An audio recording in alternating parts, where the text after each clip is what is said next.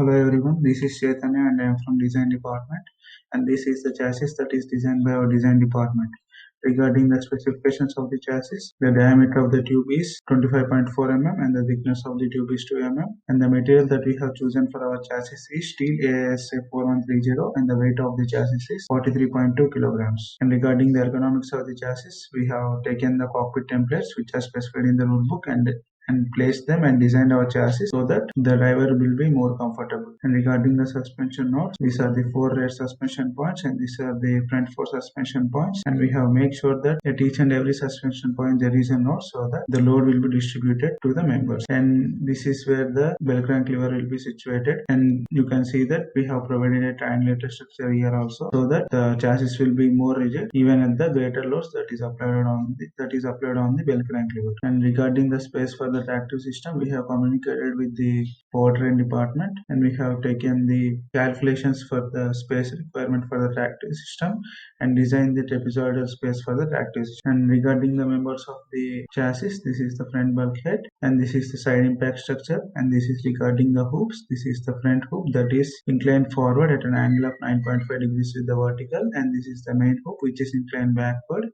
at an angle of 8 degrees with the vertical. And regarding the analysis of the chassis, we have assumed the weight of the vehicle with driver as 350 kgs and the initial velocity of the vehicle as 120 kilometers per hour and the crash time as 0.4 seconds. And after performing some calculations, we got the loads at each node as 7,921.575 newtons. And this is the stress plot for the front impact structure, and these are the points where we have got the maximum stress, and these are the points where we have got the maximum deflection. And coming to the rear impact analysis, these are the members in which we got the maximum stress, and these are the members in which we got the maximum displacement. And regarding the side impact structure, this is the stress plot for the side impact structure, and these are the members in which we got the maximum stress, and these are the members in which we got the maximum displacement. And regarding the torsion analysis, we haven't done any calculations for this, but we have gradually increased the g-force, and the maximum g-force that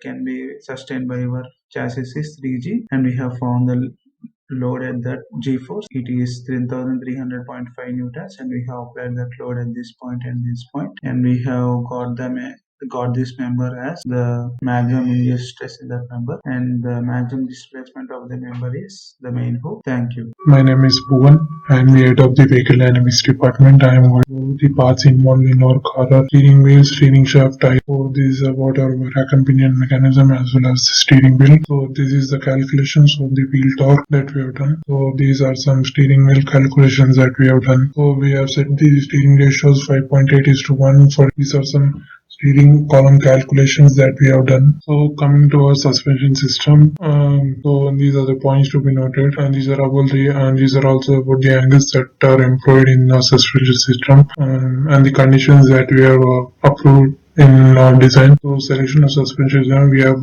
selected double wishbone suspension system as it is mostly used in SAE cars as well as in race cars. So these are some images of the arms. So this is about the springs. As we know, the springs is one of the main components of the suspension system.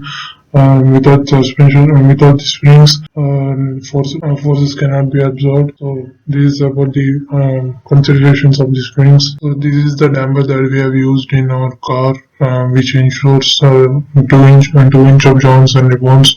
These are the push rods and rocker arm, and these are the analysis and design of our knuckle uprights. So these are about our tires, the forces acting upon the tires, and these are the calculations under the dynamic conditions. So these are some of the cornering forces that are acting upon the tire. Braking. We have used two independent circuits for both front and rear wheels. The master cylinders are made by TVS Girlik manufacturer. The brake rotor we have used is alloy steel, which are fitted by Willwood calipers. The total brake circuit is made up of copper, and the fluid we have used is dot fork. The required braking force is 875.54 newtons with mass distribution 65% in the rear, 35% in the front, and the maximum speed is 100 km per hour. The braking torque required on the rear wheel size 71.13 newton meter. The applied force on the pedal is 200 newtons with having the length ratio of 4:5. We have taken the brake fluid pressure as 2.21 Newton per mm square. The system is designed in such a way with a moderate effort we have good braking system. The master cylinder is manufactured by TVS with piston diameter of 24 mm and the rotor is made by alloy steel weighing 750 grams with a radius of 90 mm and the rotor is manufactured by the process milling. The both brake caliper and the pads are manufactured by Wilwood and the piston area in the brake caliper is 9.6 square centimeters. The material we have used for the brake pads is BP10 compound with the maximum temperature rating of 600 Celsius. We have done the stress and temperature analysis of our rotor by taking the heat energy is 42 kilojoules with a brake power of 9810 watts. We have taken the convection coefficient of 90 watts per mm Kelvin. This is the result of our analysis of our rotor. We have got the maximum temperature of 516 Kelvin with an average temperature of 380 Kelvin. The red color indicates the highest temperature area and blue indicates the lowest temperature. This is Sai Kiran. I have done designing and analysis of wheel assembly, which contains knuckle, hub and spindle, and knuckle, determining the forces acting on the knuckle. The longitudinal forces during braking is 1030.05 Newton. Lateral forces, the force due to lateral load transfer acting towards the ground is 1373.4 Newton. Force on steering arm, the force on steering arm was found out to be 1200 Newton. Selection of knuckle, upper and lower bracket board. We have taken factor of safety is 2 and shear force acting on these boards is 850 Newton. From calculation we get diameter equal to 2.37 mm. This value is too small, so we have considered M8 bolts. And bending failure of knuckle, from this we have obtained the steering arm width is 15 mm and thickness of steering arm is 12 mm. This is our analysis and of knuckle. Optimized design, the modifying steering mount, hub, determining the forces acting on the hub, the torque on brake disc pedal. Torque of 160 Newton meter is acting on the brake disc pedal. The force acting on each hole is 4.3 kilonewton. And torque on wheel pedal. In order to sustain this braking effect, the wheel must also provide equal and opposite torque. Thus the magnitude of torque is same but opposite in direction. So force acting on each hole is 4 kilonewton. Analysis of our hub. Spindle design. Spindle fails due to shear, bending and torsion. Shear failure of spindle. We have taken factor of safety is 3.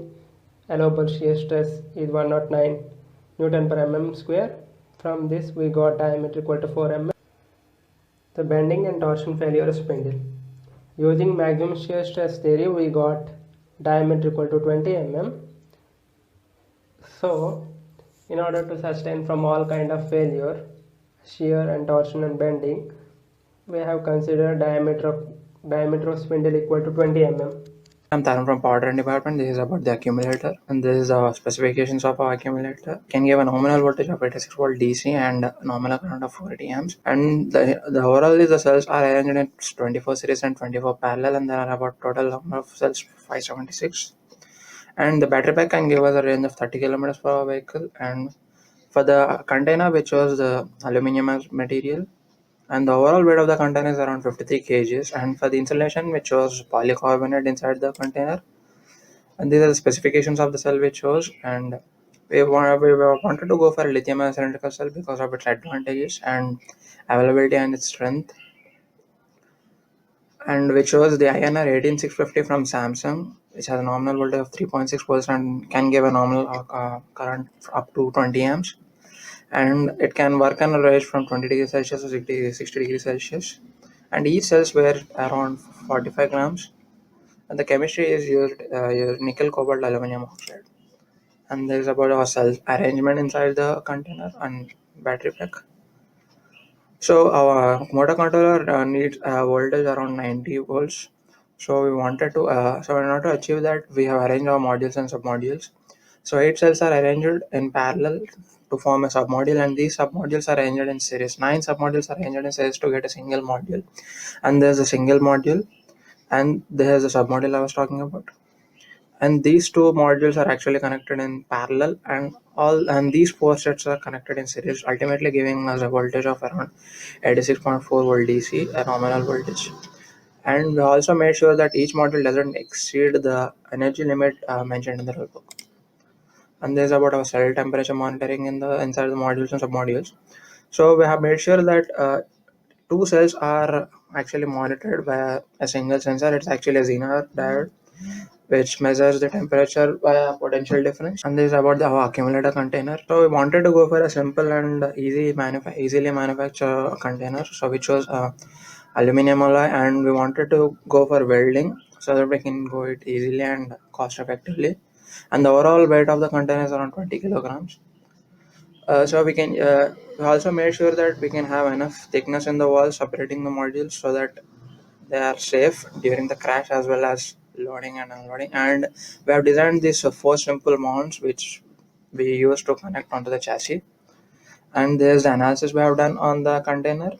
So as mentioned in the rulebook, we have applied the 40G acceleration in lateral directions on both the faces, and we applied the 20G vertical acceleration on the top face. And we found there's the result from our analysis, and we conclude that of course there is a deflection, but this deflection is is safe for the so that it can protect from the crashing of the cells. This is about our motor. So we have started initially aiming at a top speed of 100 km per hour, and we have done basic calculations for that to reach the top speed. And this is about the first one is about the drag force acting on the vehicle. So we found how much the drag is actually taking the power obtained from the motor to reach the particular speed, and we have done the minimum RPM required from the motor to reach that speed. And this calculation we have actually fixed the wheel diameter and gear ratio, and we have done the basic acceleration calculation. So we have aimed to reach 100 km per hour in 25 seconds, and from that we found what should be the tractive force acting on the vehicle, and simultaneously ultimately the maximum torque required at motor. And from these calculations we got these minimum required specifications for our motor. And apart from that, we have constraints like as we have explained. So we are going for first year team, and we wanted to go for a less motor which is reliable and can be expected to work for like 2 to 3 years. And from our market, and we spoke to many dealers, and we found this particular motor HPM 20KL is from Golden Motors. It's basically a BLDC motor with a maximum power of 20 kilowatt, and it's water cooled, and it also meets most of our minimum specified requirements, and it works on at a nominal motor voltage of 72 volts, and has a maximum design RPM of 6000 RPM. And this is the performance curve we got from the dealer. So he has also assured that this is the actual report from the test they have done, physical test they have done on the dynamometer. And for the motor controller, we were aware of the fact that it's like a sensitive device and it has to be of a standard specification. So we didn't want to compromise on cost, and we chose a motor controller from Kelly. And the selection was based on the requirements for the motor, and from this motor controller we have taken inputs for our accumulator design. So that's it. Hi everyone, I'm Tarun, part of electrical department, Prayata Racing. Now I'm going to brief you on electrical and electronic components. Low voltage master switch and tractive system master switch. LVMS is used to power LV circuitry, and TSMS is the last switching key used in shutdown circuit. When the LVMS is deactivated, it disconnects the LV supply, shutting down all the circuits including high voltage tractive system. Shutdown buttons. There are a total of 3 shutdown buttons: left side of the car, right side of the car, and cockpit. All 3 buttons are normally closed, and when being pressed, it will open the AIRs. And there is an LED indication if the shutdown circuit is active. IMD, Insulation Monitoring Device. We use a Bender IR1553204. Supply voltage range is 10 to 36 volts DC. Supply voltage is 12 volts DC. Temperature range is -40 to 105 degrees Celsius. Inertia switch. We use a Sensata Technologies 360 resettable crash sensor. Supply voltage range is 10 to 36 volts DC. Supply voltage is 12 volts DC and temperature range is minus 40 to 105 degrees Celsius. Maximum operation current is 500 milliamps. Brake system possibility device. We use a brake sensor TE-US300 pressure transducer 5000 psi, and we use a LVM sensor to measure the DC current. Maximum supply current is 10 milliamps and 20 milliamps. Operating temperatures are 20 to 140 degrees Celsius. Tractive system active light. The supply voltage is 12 volts DC. Maximum operational current is 1200 milliamps. Brightness is 100 lumen and it operates at a frequency of 1.5 Hz. Precharge circuitry. Maximum current is 0.72 amps. Peak power is 52 watts. Actual precharge time is 0.15 seconds. Power dissipated during the precharge event is 9 watts. RTDS. We use a PUI audio X2629 TWT-R. Now I'm going to demonstrate how the RTDS mode functions. Turn the LVMS and TSMS on to give the car power. Press the key to turn on ECU. Press the set reset button to set the shutdown circuit and then press the ready to drive button while pressing the brake pedal. Torque encoder. We use a Bosch RP100 twin. Supply voltage is 5 volts and maximum supply current is 20 milliamps. DC-DC converter. We use a Vicor V110A12C500BL model. Its input voltage range is 66 to 154 volts. Maximum output power is 500 watts. Operating temperature is minus 55 to 100 degrees Celsius. BMS, battery monitoring system. We use an Orion BMS from Evert Energy Systems. Nominal supply voltage is 10 volts. Number of cells supported in series are 4. Electronic control unit. We use a Woodward PCM 11214 electronic control unit, which includes traction control, torque vectoring, and power limiter. LV battery. We use a Shorai LFX18L1 BS12. Supply voltage is 12 volts. Maximum supply current is 270 amps. Capacity is 18 amp hours. Hello everyone, I am Akhil Vaikla from Drivetrain department. The drivetrain is comprised of a collection of components in a motorized vehicle that transfer power from the transmission to the wheels which drive it forward. These components include the drive shaft, CV joints, differential, axial shafts, and the U joints. We selected chain drive with the drive reduction of 3:1 and the total number of links are 80.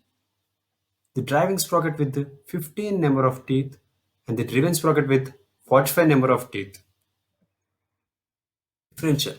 We selected limited slip differential from Drexler. Differential mounts. The differential is attached through two V-shaped mounts and the material we are using is AL7075T6. The load calculations. The torque on our rear sprocket is 160 Newton meter and the radius is 150 millimeter. The overall tension in the chain is 1066.67 Newton. The tension is splitting into X and Y directions. The tension acting in X direction is minus 840.54 Newton and the tension acting in Y direction is minus 656.67 Newton. Design and analysis. This is our base design. We assumed that the result shows that the few areas are not that effective. So we optimized our initial design and we modified the previous design and again perform analysis to make sure that that component is safe, and this modification reduced its weight by 35%. Drive shaft. The drive shaft consists of 20 mm 4130 alloy steel connecting two tripod joints. The drive shaft is the stock shaft used in Maruti Swift manufactured by K&K Services. The stock shaft is modified to suitable length, and this is our load calculation for our shaft diameter.